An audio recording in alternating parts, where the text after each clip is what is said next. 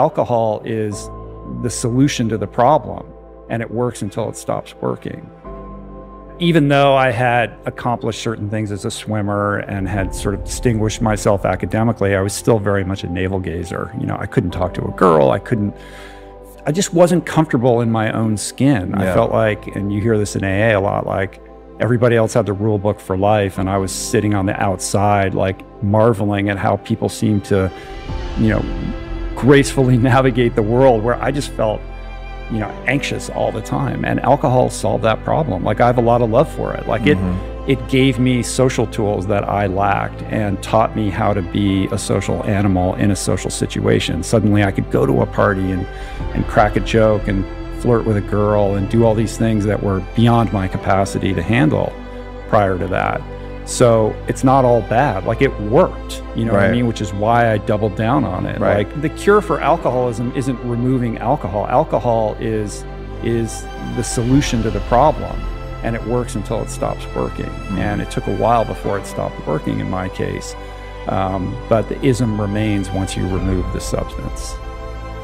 You can't blame anyone else, and it's not about anything external. It's only about your relationship with you. And you're still going to be, you know, impulsed by your innate biases and however your hardwiring has set you up to, you know, perceive the world. But you get that extra little moment of recognition to course correct, you know. And I would say that I become, you know, I got sober in '98. So I've been in this thing for a long time. And when I came in, I just thought, oh, it's drug addicts and alcoholics. That's what addiction is.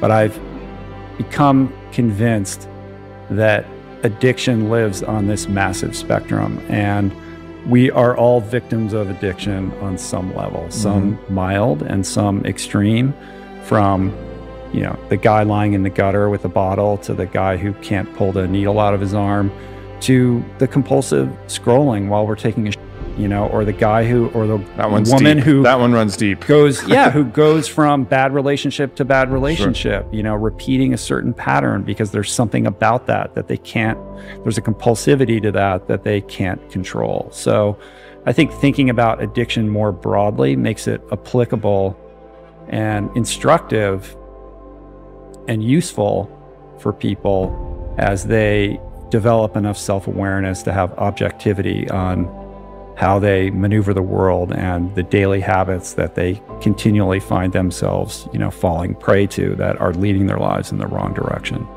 And the impulse to addiction, the way that we're wired, it doesn't have to all be bad, because I knew someone, I dated her before I got with my wife, and her name is Maya, and we actually did a podcast on gratitude. And what I found about her is she had a daily gratitude practice that was unbroken for 7 years. And she was addicted to gratitude, like literally addicted to gratitude. And it was amazing. She was such a happy person. She forged that addiction. But it is a practice, right? Absolutely. So it didn't come, she didn't necessarily wake up feeling grateful, but by dint of, you know, her allegiance to that practice becomes that which she aspired to become. And it was a 30-minute practice. Like, it was like a legit practice that she did. She had a whole curriculum that she had developed, and being grateful for different aspects of her life. And so that's possible with the same mechanism that drives people to all of the things that you mentioned prior. The same mechanism can kick in and get you addicted to those things. The kind of final chapter in my alcoholism, just to disabuse everybody of any kind of romantic Bukowski notion of what it was like. I was not, you know, penning the great American novel or doing anything creative. I was by myself, drinking alone, often waking up in the morning and having a vodka tonic in the shower, and working as a lawyer and trying to sneak drinks throughout the day. Like, it was exhausting. It was sad and lonely. I had burned bridges with friends. I was unreliable. My parents didn't want anything to do with me. And, you know, ultimately, I had a marriage that ended on the honeymoon. Like, I created a lot of chaos and wreckage and destroyed a lot of relationships, and just became, you know, a irresponsible, unreliable member of society, living like 2 blocks from here sleeping on a bare mattress on the floor of an apartment with no furniture, and the phone wasn't ringing.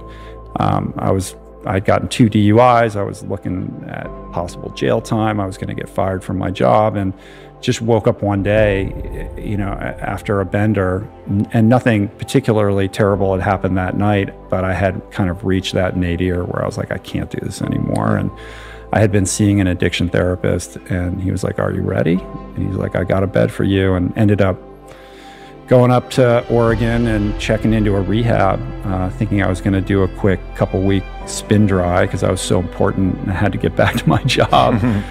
And, had this epiphany, coming to there that my best thinking, I thought, oh, well, I'm a smart guy.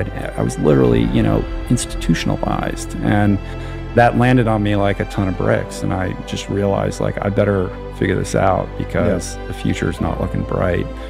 And started opening up and taking direction and listening and letting go of how I thought things should be. And for the first time was honest about the things that I was doing and the ways that I was behaving. And I remember a counselor telling me, like, you have a case of alcoholism that we typically only see in like 65-year-old men who come in here who have been drinking for the better part of their lifetime. And if you don't get this, like, you're probably going to die. And he just said it so point blank, like, I'll never forget it. And it scared the shit out of me. So he said, I think I know that you think you're going to spin out of here in 28 days, but we think you should stick around. And I just said, I'll stay here as long as you think I should be here. And I ended up living there for 100 days, which is kind of a long time to be in rehab. Sure. But that saved my life. There's so much capability that resides within all of us. And, like yourself, I've had the privilege of sitting across from so many people who've done extraordinary things, and you see the humanity in all of them. And we project this superhero quality onto all these people, but they're all just human beings who had a dream and worked hard to achieve it. And it's inspiring to really own and grasp the idea that we're all sitting on top of deep reservoirs of potential that remain untapped. And our job is to figure out how to authentically, connect with that voice that is telling us to, unlock something and share it with the world. And if you can do that and then share that story and tie it in some way to service as a teacher, or in some way that can inspire other people or pave the way for a better world, I mean, that to me is the recipe for a good, purpose-driven, fulfilling life.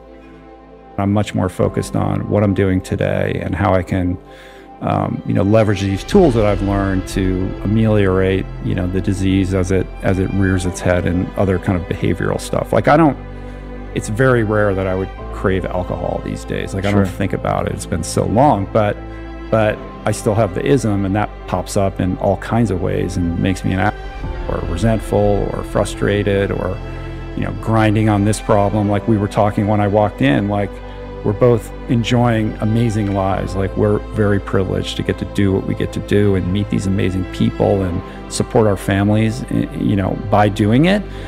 So why don't I wake up inherently grateful every day? And it's like, that's what I use most of my mental energy trying to, focus on. When you are telling yourself, that you got to keep going, you need to suffer more, because this is about suffering tolerance. Ultimately, you have to coach yourself. You have to be a good coach to yourself in this process, because it is very, very much mental. What's your kind of inner monologue as the inner coach of yourself in these points where you need to push yourself through the suffering? I think for me, it's all about being present and comfortable with the discomfort. I think if you get caught up in, like, I got to make it to here, or, I'm thinking about some destination, then it detracts from your ability to get there, because you can't get there if you're not anchored in the moment that you're actually in.